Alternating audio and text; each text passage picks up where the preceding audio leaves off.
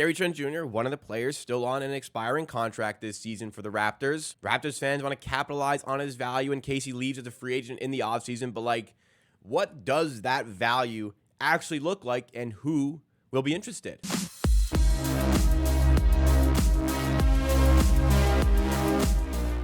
So Gary Trent, as far as like output this season, pulling it up here, been a very down year. Last year, he averaged 17.4. Season before that, he averaged 18.3. We are starting to see the Gary Trent Jr. ascent. This year, he's averaging 11.3 points. He's shooting just a tick under 40% from three at 39.9. His three-point percentage has gone back up. That's at 38.5. But minutes are decreasing because of his inconsistencies. He'll have like really good games and then really, really, really bad games. His defense has been a liability for this team. His free throw percentage has dropped from mid-80s to 65. His steals have gone down as well, his effectiveness on that end of the court. Like, at least before when his defense wasn't great, at least he was getting those, high variance steal plays, the high risk, high reward plays with the steals. But now, like, these things aren't even really happening. So he's been briefly in the starting five, then removed from it again after the trade happened.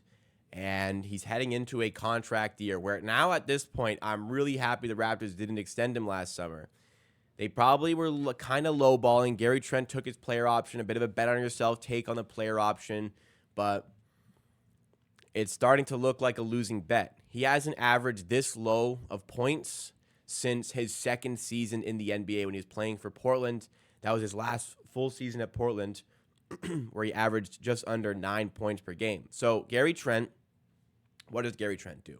He's a good shooter. That we can attest to. Gary Trent Jr. is a good three-point shooter. Good movement shooter, decent off the dribble, shooter from three, excellent catch and shoot three-point shooter. But then when you take away his three-point game, what does he have in his bag to play offense? It's, a bit of ISO in mid-range, step-back twos, which he's decent at, but not really decent enough at it to make it a good shot, analytically speaking. And if you go beyond that, when he tries to get to the rim, like Gary Trent, man, I mean, I don't have the data to back this up. I just watch every game here.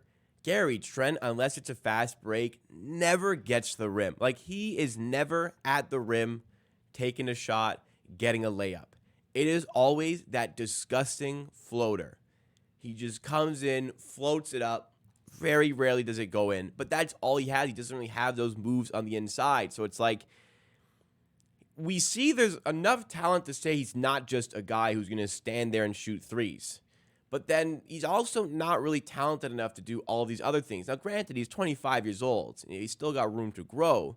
But on top of that, his defense is a big liability. He's a high-risk, high-reward defender when he's trying to get those steals, really biting heavily, and the steals numbers aren't really there for him right now. Like, we're not at the 1.7, 1.6 steals per game numbers he's been at previously. We're at 0.8 steals. Now, minutes are down. I can attest to that. And perhaps Gary Trent with a consistent starting job plays a little bit better. But when he's playing this poorly and inconsistently, like, he doesn't deserve to lock down that starting spot. So we have to wonder for the Raptors, what are going to be the next steps for Gary Trent? Because we don't want to lose him for nothing in the offseason, but what can you actually get for him in a trade here? Like, would a team trade a first? Like, would a team near the top of the NBA standings who want to solidify their status as a potential playoff team, want to add in a shooter for a potential playoff run, would that team trade a first to make this deal happen? Like, probably not. Like, I could see a team I could see. Let's go through the teams I could see trying to make a trade here. So the Bucks don't have very valuable picks. Now, I'm doing this blindly. I don't know what kind of draft conversation these teams have. But the Bucks, if they move a first, they could put Gary Trent in the starting five instead of Malik Beasley. That's an upgrade. That's something I could see going down. But do the Bucks really want to shell out another pick for Gary Trent, or do they want to store those picks to make big moves? I mean, they just traded a bunch of picks anyways. I don't even know what kind of draft conversation they have, but like, could the Bucks have some sort of interest? Sure, I think so. The Sixers, Nurse, does he want to kind of diminish the defense? I don't think so. The Celtics are a juggernaut. They don't need him. The Knicks, Tibbs doesn't want that. Like, the Heat, I don't think so. Orlando's already got a ton of guards. The Pacers, if they're trading here, it's for Siakam. Like, and then you go lower down. Like, why would these teams want to trade for rental Gary Trent? So you go to the West. Like, all these top-tier teams don't really need him. Like the Thunder have a ton of picks, but why would they want to move that? The Clippers don't have draft compensation. The Mavericks have nothing of value. So the only team I'm kind of looking at that would make that sort of desperation move would be potentially the Los Angeles Lakers. They are, when the Raptors have been a bad three-point shooting team this season. That's improved for sure since the Emmanuel Quickley trade and RJ Barrett trade, where we're starting to actually hit some shots again. But every time I looked just out of curiosity for how bad the Raptors' shooting was, what was always quite funny and astonishing was that the Lakers were always worse than the Raptors. The Lakers have they're around, last time I checked, which was a couple days ago, they were bottom 4 in volume of shooting, and they were bottom 2 in percentage on three-point shots. So to the Lakers, I think like it's one they've had a bit of interest in the past as well, which kind of helps.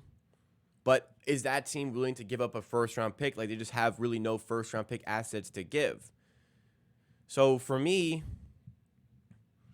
second-round picks come into play. Can you get like 2 seconds and an expiring contract for Gary Trent? This is maybe where a team starts to think about it. 95 Yacht in chat says that the Warriors could use a bench shooter as well. Perhaps they could. Perhaps they could feel like they can add on to the depth a little bit of that team. They've got some draft compensation, a little bit more of that draft compensation to move around. Perhaps that's one that we could look at as well. But, we're really grasping at straws here. Think about the conversation that we're having here. We're really grasping at straws for any sort of trade package. So it depends what the priorities are for this season. Do you want to keep the team like at least somewhat decent this season? Because you're not going to probably get a great player in return for Gary Trent for salary matching purposes. We saw like Gary Trent was injured for the recent in a recent game against the Sacramento Kings, and all of a sudden Jonte Porter and Jalen McDaniels have to get bench minutes. Maybe not ideal going forward. So you'd hamper your team going forward. You have to evaluate how much you care about this season, how much you care about like helping out the guys that are here that you do want to build around, like Emmanuel Quickley, like Scotty Barnes. And you have to have a decision. Is that worth keeping Trent and maybe losing him at the end of the season? Or do you just get what you can from him right now?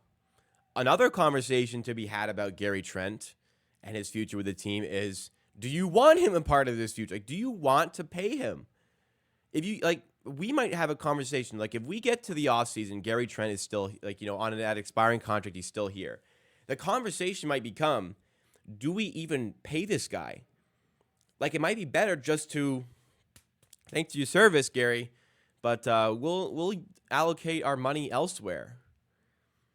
That could be all of a sudden a conversation that comes up. So the Gary Trent Jr. situation, I mean, man, the promise that this guy had, he looked so good when he came in after the Norman Powell trade. He looked so good in his first full season after the trade to the Raptors. He looked pretty good last season.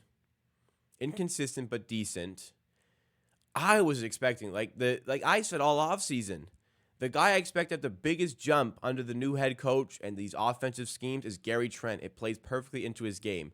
And he's only gotten worse. He's only gotten more inconsistent. And it's crazy to fall off that quickly for a player who's only like 25 years old. So valuation purposes, I don't see a lot of teams out there trying to go get him. So is even like, getting those picks worth it? For me, like, take care of your future before you take care of your present. If you're the Raptors, getting those picks could help down the line. For me, I don't really have a ton of interest in keeping Gary Trent. Get what you can for him right now. I don't want to pay him. I don't want to keep him, really. The more I watch him, the more it kind of upsets me the way he plays basketball. Get what you can right now. See what's out there. And start to work on that future that little bit more. That's